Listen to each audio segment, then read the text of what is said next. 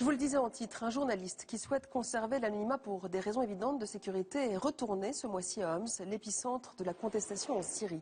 La ville que Bachar el-Assad veut mater en premier. Depuis un mois, il la pilonne sans interruption et pour se maintenir au pouvoir, il est prêt à tout, y compris à monter les communautés les unes contre les autres. Alors, comment dans ce contexte, la rébellion s'organise-t-elle? Qui sont ses meneurs?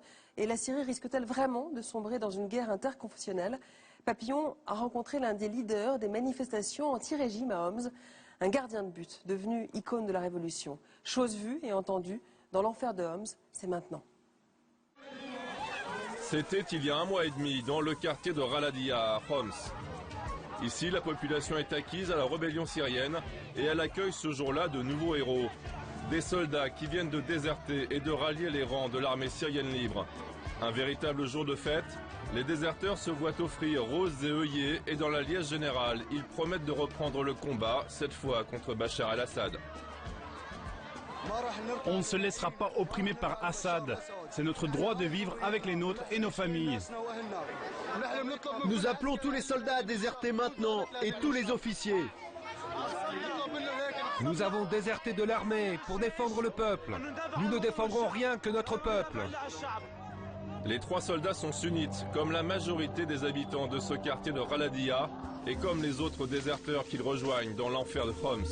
Désormais ennemis du régime de Damas, ils vivront cette existence étrange, entre deux allers-retours au front, le jeu, regarder la télé, la préparation du matériel comme un quotidien ordinaire pour des hommes aux convictions marquées dans leur chair. J'étais soldat, je suis passé à côté d'une manifestation et mon supérieur m'a dit tire. Je l'ai regardé et je lui ai dit non, je veux pas. Il m'a répondu ou bien tu tires ou bien c'est moi qui vais tirer sur toi. Je me suis enfui mais un sniper m'a touché dans le dos. Une violence extrême qui, après des semaines de bombardements et de combats, fait naître de nouvelles revendications. Nos frères alaouites occupent tous les meilleurs postes de l'État. Alors que les sunnites, quand ils font carrière, le maximum qu'ils puissent atteindre, c'est un poste de directeur d'école. Nous voulons l'égalité entre les confessions. Depuis 1970, c'est la famille Assad qui tient le pouvoir en Syrie. Bachar el-Assad a perpétué le système de son père, s'appuyer sur leur minorité d'appartenance, les alaouites associés aux chrétiens. Au total, à peine 20% de la population pour dominer le pays. Problème, 75% des habitants en Syrie sont sunnites. En 40 ans, le régime de Damas s'est livré à plusieurs massacres contre les sunnites pour garder les pleins pouvoirs. Et à Homs, où les quartiers sunnites sont principalement visés, le combat pour la liberté s'est radicalisé en utilisant lui aussi désormais l'arme ethnique et religieuse. Retour à Homs dans le quartier de Raladia. Cet après-midi-là, un meeting s'improvise en pleine rue. C'est l'un des héros de la révolution syrienne qui vient haranguer les habitants. Dieu, écoute la demande des braves gens. Demande-leur ce qu'ils veulent. Abdel Basset Sarout, footballeur de l'équipe nationale de Syrie, est un opposant de la première heure. Ancien protégé du gouvernement, il a abandonné tous ses privilèges pour entrer en résistance. En représailles, le pouvoir a fait assassiner ses frères. L'ex-footballeur vedette est l'un des rares leaders à pouvoir faire sortir des centaines de manifestants dans les rues. Les manifestations, jusque-là strictement politiques dans la ville, se transforment petit à petit. En Syrie, désormais, le conflit devient aussi religieux. Le meeting d'opposition vire tout d'abord en immense prière.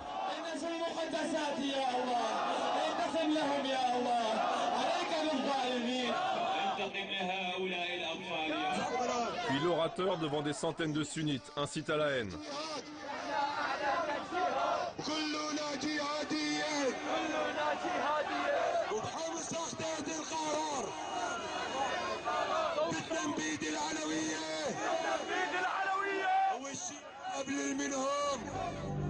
Abdel, l'icône de la révolution propre, scande à son tour les slogans meurtriers avant de s'apercevoir qu'il est filmé. C'est un dérapage dans la communication de la rébellion, mais c'est aussi une nouvelle réalité. À Homs, après des semaines de bombardements, la haine communautaire est en train de s'infiltrer dans le combat pour la liberté. Quartier de Bab el-Hamer, un quartier sunnite sur la ligne de front. Dans la ligne de mire de ses combattants, les soldats de Bachar el-Assad postés dans les quartiers voisins. C'est une guerre de position où chaque immeuble est défendu avec acharnement malgré les bombardements. L'armée nous tire dessus. Ils ne pensent qu'à tuer. On essaye de garantir la sécurité des rues. Dès qu'un ennemi apparaît, les combattants tirent pour prévenir toute incursion dans le quartier. Le centre de Bab el-Hamer est devenu un camp retranché, mais la guerre au quotidien est aussi une menace invisible et permanente.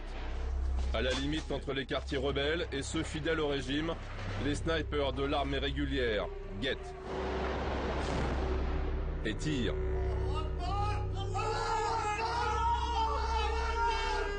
La patience devient synonyme de survie.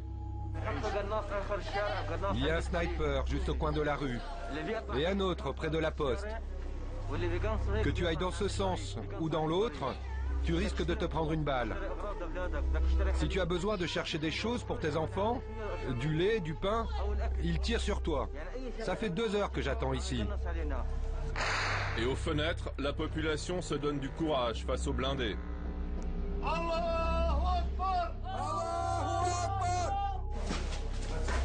Mais la foi ne peut pas tout. Cet homme vient d'être touché par un sniper. Il faut l'évacuer en urgence tant qu'il est encore possible de le sauver. Pour ces 2 hommes, en revanche, il est trop tard. Ce sont 2 frères. Ils ont été enlevés et torturés par les milices d'Assad. Nous avons dû aller chercher leurs corps en cachette dans un autre quartier pour pouvoir les enterrer ici, à Bab el-Hamer. C'est le mode opératoire des hommes de Bachar el-Assad. Harceler les rebelles depuis les quartiers périphériques alaouites. Cette tactique attise la haine entre communautés. Les chrétiens et alaouites, pourtant proches du pouvoir, qui s'indignent contre ces pratiques, doivent le faire en silence, sous peine d'être assassinés. Malgré le danger, ces 2 jeunes femmes, l'une chrétienne, l'autre alaouite, ont accepté de nous rencontrer. Pour ne pas être vues avec un journaliste, elles nous donnent rendez-vous très loin de chez elles, dans un quartier sunnite.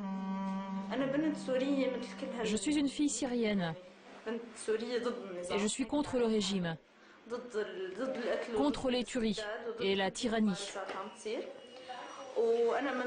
Je suis née chrétienne, mais je me vois d'abord comme syrienne. Je n'ai jamais placé la religion au centre de mes préoccupations. La religion, c'est ce que je pratique à la maison. Je ne choisis pas mes amis en fonction de leur religion. La religion, c'est une affaire privée. Je suis alaouite et je trouve qu'Assad est allé beaucoup trop loin. Il a dépassé toutes les limites. En tant qu'être humain, ce n'est plus possible de vivre sous ce régime. Aujourd'hui, la guérilla en est réduite au bout de ficelle. Dans son quartier général, son chef accepte de nous recevoir en pleine improvisation tactique. On met un homme ici, toi tu seras le numéro 2 à cet endroit, et là on installera aussi un poste, comme ça on essaiera de tenir cette rue. Pour cet ancien officier de haut rang de l'armée régulière, il n'y a plus qu'une tactique viable face aux hommes de Bachar el-Assad, tenir le siège, coûte que coûte. Nous, on reste à Homs pour défendre la ville. L'armée syrienne libre est présente dans plusieurs régions, y compris autour de Damas. La tactique est de rester là où nous sommes, car on ne peut pas se déplacer à cause de l'aviation du régime. Donc ce serait une grave erreur d'essayer de sortir de Homs. Chaque brigade de l'armée syrienne libre reste sur ses positions pour les défendre et combattre l'armée de Bachar. Malgré cette résistance désespérée, depuis 4 jours, l'armée de Bachar el-Assad a lancé la reconquête de Bab el-Hamer. 7000 soldats sont en train de nettoyer la ville des poches de rébellion.